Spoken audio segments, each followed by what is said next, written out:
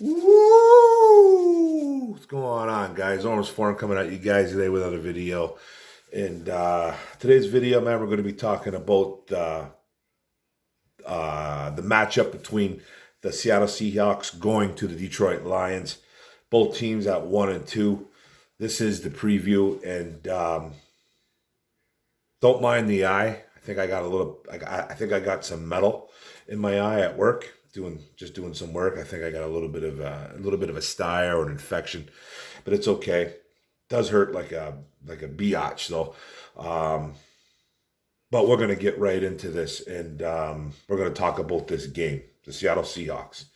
Let's go to the injury report right away, though, man. We'll go to the Seattle Seahawks, and then we'll go to the Detroit Lions. With the Seahawks here, guard Gabe Jackson. He's got a knee, but it's more of a rest. He did practice today. I haven't really seen the official Friday's injury report, so this might be a little bit off. But I have heard some. Reports, especially about the Lions. Nothing really on Seattle. Cornerback Justin Coleman for the Seattle Seahawks. Calf, remember him? He used to be Detroit Lions. Guard Phil Haynes. He got an ankle. Defensive tackle El Woods. Another rest, no injury. Those guys did not participate. So they might have been back. Gabe Jackson might have been back today. El Woods was probably back as well, too, for the Seattle Seahawks. Some older vets. Defensive end, Shelby Harris. He's got a glute thing going on. Wide receiver, Marquise Goodwin. A speedy wide receiver, got a knee. Safety, Joey Blount. Hamstring. Defensive end, Quentin Jefferson with a foot. They were limited practice today. Don't really know what today was, but I'm sure they were either limited practice or a full go. And then running back, Kenneth Walker the third. You guys know who he is, MSU, Michigan State running back. Has a shoulder thing going on. He was a full go yesterday, so I'm sure he was good to go today. Now, Detroit Lions, defensive line, John Kaminsky with the wrist. He's been pretty much week to week. They never put him on the IR. So he's going to be week to week. He's got that wrist going. Doesn't look like he's going to be playing. I think he's out. Guard Jonah Jackson with a finger. Kicker Austin Seibert with a right groin. They did. Don't know who I can't remember the kicker that they signed a week or two ago. Kid that kicked Dennis Eberle or something like that. That they picked up a couple weeks ago from the Houston Tech, who kicked for the Houston Texans, a young guy. So he could be our place kicker on Sunday. Don't really know what's going on with him. Then wide receiver Amon-Ra St. Brown with an ankle.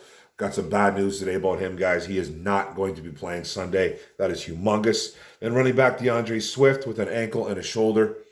Dan Campbell coming out saying that he is probably going to be out. It doesn't look like he's going to be playing. So that's two guys that we really, really need that aren't going to be playing. And then wide receiver DJ Chark with an ankle too as well. They were on the did not participate list, so they did not practice. And then linebacker Chris Board has a knee. Tight end TJ Hawkinson with a foot. Cornerback Bobby Price with a shin. Center Frank Ragnall with another foot. And then wide receiver Josh Reynolds with an ankle. They were a limited practice yesterday. I think they're practicing today. So those five guys will be, I think, going for the Detroit Lions. Now let's look at the Seattle Seahawks roster. Quarterback Geno Smith. We'll get into him in a bit. Running back Rashad Penny, Kenneth Walker III, obviously, like I said. DJ Dallas. No touchdowns between any of those running backs, by the way, through the ground. Just to let you guys know, and we'll get into that too. Wide receiver Tyler Lockett, DK Metcalf, two studs right there. Marquise Goodwin, the speedy guy, and then D. Eskridge, and then Penny Hart. Nothing really to worry about except for Lockett and obviously Metcalf, who are obviously two studs. And then tight ends, Noah Fant, Will Desley, and Colby Parkinson, guys that what's his name, Geno Smith loves to use. And then left tackle, Charles Cross is a rookie. Right tackle, Abraham Lucas, another rookie. Two starting bookends. Left guard, Damian Lewis. Right guard, Gabe Jackson. And then center, Austin Bluth. And we'll talk about that in a bit. And then the defense, defensive end, and I don't know if I'm saying his name right, Uchenna Nwosu, Defensive end, Daryl Taylor. Defensive tackle, Shelby Harris, who just came back from practice. Defensive tackle, Quentin Jefferson. Defensive tackle, Puda Ford. Defensive tackle, Al Woods. Defensive end, Boy Mafe, a rookie. And defensive tackle, Brian Moan. Defensive end, Daryl Johnson. Nothing really exciting there. There's a couple guys that I don't think we really have to worry about too much. This is not anybody from like the Vikings or even the Washington Redskins or even the Philadelphia Eagles. This is going to be the weakest D line we faced so far. I don't want to be like we're going to plow through this defensive line, but it's a weak D line. Then linebacker Jordan Brooks, Cody Barton as well. Two guys that are like tackling machines. Barton, I think, is more of the cover guy. Not saying he's a good cover guy at all. I think he's even played a little bit of safety for this team, if I'm not mistaken. He guy's pretty versatile. And then you can throw in like Mafe and Onwusu too. They're kind of outside linebackers that play stand up and with their hand in the dirt. They do a little bit of both. And then the DBs, nothing special here either. Safeties, Josh Jones. Cornerback, Mike Jackson. He was with Detroit a couple years back. I think we traded him to the Patriots. It was either last year or 2 years ago. I forget.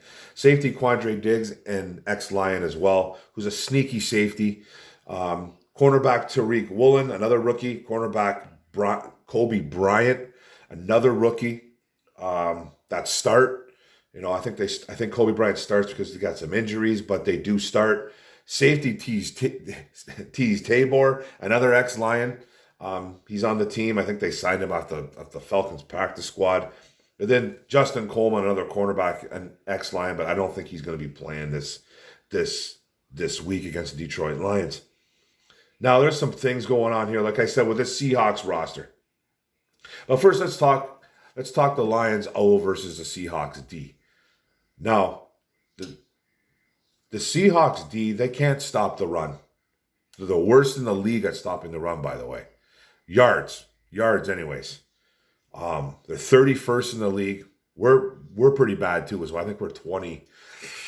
I should have wrote this down, but I think we're around 26, 25 at stopping the run. We can't stop the run either. But we should be able to, losing Swift hurts. Obviously losing Amon-Ra St. Brown, but this is, we should be able to run with Jamal Williams, a mix of Craig Reynolds, maybe even seeing a little bit of Justin Jackson in there. Does anybody get elevated from the practice squad? I don't think so. I think they're going to roll with those three is my guess. Something could happen. But it's a team that this offense, our offense, should be able to exploit. We should be able to run all over them. They don't have a strong defensive line. They have some linebackers that are tackling machines. Doesn't mean that they're stopping guys behind the line of scrimmage. But they got some guys that can make some tackles in Brooks and Barton. Those guys are pretty good linebackers. They are better against the pass, though. They're like 18th in the league against the pass. What they do, what Seattle does in a nutshell, I'm just going to put it in a nutshell. They get gashed on the ground badly. They're around middle of the pack, maybe a little bit below average, stopping the pass. But what they do really well is they play good in the red zone. They're really good in the red zone. They don't let a lot of scores. That's why our kicking game might have to be big. This Eberle kid, whatever the hell his name is, I don't know if he's going to be kicking or if it's going to be Seibert. I don't know. I think it's going to come down to our kicking game. If we can't score, we're a really good red zone team, though. Goff has played well in the red zone. The running game has been well in the red zone. We should be able to exploit this defense through the air and on the ground. They should. But when they're just a really bad football team between the 20, like 80 yards. And once they get into their red zone, they lock it up and they play better football. Now, we should be able to at least get down there. But we have to score. And getting over 20 plus points is going to be a must, I think, for this team. Points against, they're like 20th on defense. We're 32. points against on defense. We're terrible defensively. And I haven't forgotten about that, by the way, but that's just this fan base. Okay. Now let's talk the Lions defense versus the Seattle Seahawks offense. Now, our defense is not good at all. Seattle's offense, they cannot run the football. Rashad Penny is their guy. He's had a couple games, 60 plus maybe. They don't score touchdowns on the ground. Kenneth Walker hasn't done a damn thing as a rookie. He's been banged up. He's been playing hurt for the past 3 weeks. This is one of those games where I hope they just don't all of a sudden become a running football team, Seattle Seahawks, because they can't run the ball. Rashad Penny, Kenneth Walker, they don't have a good line. They have a weak interior O-line. Their two tackles are probably their best O-linemen. The two tackles, Cross and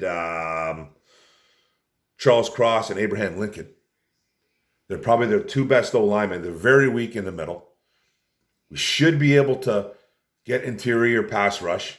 Ali McNeil, I think, is third or fourth on the team in pressures. And Hutchinson and then Kaminsky, who's not playing. But Hutchinson should be able to get in, do some loops, they have to do some end arounds, work off those defensive tackles' butts, defensive end, come right in, shoot the gaps. That's what they really have to get inside, using Anzalone, using whoever, using Chris Board, Rodriguez. They have to get in Geno Smith's face. What Geno Smith does well on offense is he completes a lot of passes. He's a 77% completion percentage. He's not a good quarterback.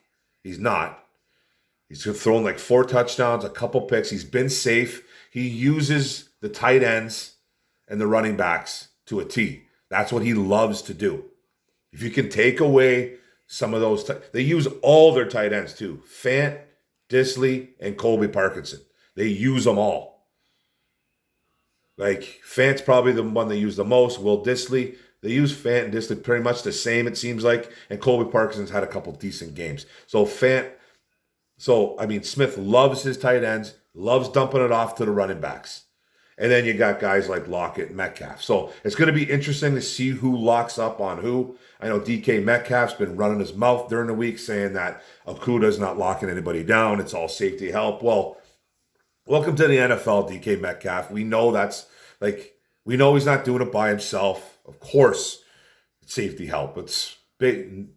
Nobody's calling Jeff Okuda Deion Sanders. Come on, let's be real here. Of course he's going to get help. But it's going to be interesting to see who Okuda locks up on. Metcalf is the bigger guy who can run. And Lockett is the speedier guy, smaller. So it's going to be interesting to see what they do with Oruwariye. I wonder if he'll be on a quick leash. If he struggles early, I'm sure he will be. Might see some Will Harris in there. Who knows? But I personally think Okuda should be on Lockett. It's really a flip of the coin. Lockett seems to be having a little bit of the better year right now. He doesn't have any touchdowns, but he gets used the most. Metcalf's only got like 1 touchdown. So it's an offense that doesn't score touchdowns. Like they're really bad in that department. They've scored like 5 touchdowns or something like that. Smith's thrown 4. They don't run the ball, so it might only be 4 touchdowns. They don't score. It's a team that can't score. They have nothing explosive, even though Lockett and Metcalf are, but they haven't been. They've had a couple good games between both of them, but they're not getting in the end zone. So our defense, they need to pressure Geno. They need to take away those tight ends. Try to, anyways. And then we'll see what happens. The Seattle Seahawks are not a good football team. Neither are we, but we have some explosive players. Losing guys like Amon-Ra St. Brown and Swift is going to be gigantic in this game. I don't know what they're going to do here. I'm guessing Khalif Raymond gets to start in the slot. You might see some Cephas. It's time to get him going. But it's a team that doesn't get in the end zone, the Seattle Seahawks. So I think the Lions are going to win this football game. This is my prediction. I've been 3-0 so far. I think the Lions are going to win 27-20. Somehow, the Seahawks will get in. It just this defense of ours worries me because we can't stop a lot of things either. Like we can't stop points. We can't stop the pass. We can't stop the run as well. We're bad all around. It's a terrible defense in Detroit. But we're at home, Ford Field. We have the fans behind us. If we can get to 27, I think we win this game, and we should be able to score. You know what I mean? Goff needs to really focus on, not having guys like Amon-Ra St. Brown and Swift to help him out. I'm sure he will. He just needs to be really smart with the football, which he pretty much has been. But he needs to be smart. The O-line needs to open up some holes, protect him. And I think we can because Seahawks don't bring anything special. And it almost feels like a trap game to me. Again, it almost feels like we're getting trapped. I just wish we didn't have so many injuries to some key guys. It just hurts. It hurts. And this is a must win. I think this is a must win for Dan Campbell. It'd be nice if they could blow the doors off this team, but we don't blow the doors off anybody. We don't blow the doors off anybody. We play to their level. We're a better football team than the Seattle Seahawks, and we're at home. So we should beat them. If we lose this game, there's going to be an uproar. There's going to be an uproar from the media, fans, YouTubers. There's going to be an uproar. This is a must win for the Detroit Lions. Must win. And I think they beat out these guys in all facets of the game. I think they're not going to be able to compete with us, I don't think. Even though we do have some key injuries. It's going to be really interesting to see what happens though on Sunday. Like, don't make that Seattle offense explosive all of a sudden when they haven't done nothing all year. They haven't done anything all year. They have some really good wideouts. After that, you got some guys. They're very predictable on offense. Super predictable. What Geno Smith likes to do. I told you what he likes to do. He likes to use running backs and tight ends on the flats. Short dink and dunks. He's nothing special. So we should be able to beat this team. And they should be able to score on. We should be able, as an offense, be able to score on that Seattle defense. They don't bring anything special there either. Nothing. They don't bring anything special. And I'm not trying to diss the Seattle Seahawks. It's a game that we should win. And that's it, guys. That's the video. I appreciate everybody tuning in. I appreciate everybody listening. Thanks a lot. Don't forget the subscribe button bottom right. Don't forget to hit the notification bell, get all my videos, and don't forget to like and comment. 27-20, Detroit Lions. Do you agree? Like and share this. Comment. Like I said, go Lions, one pride. Boom. Let's go, baby.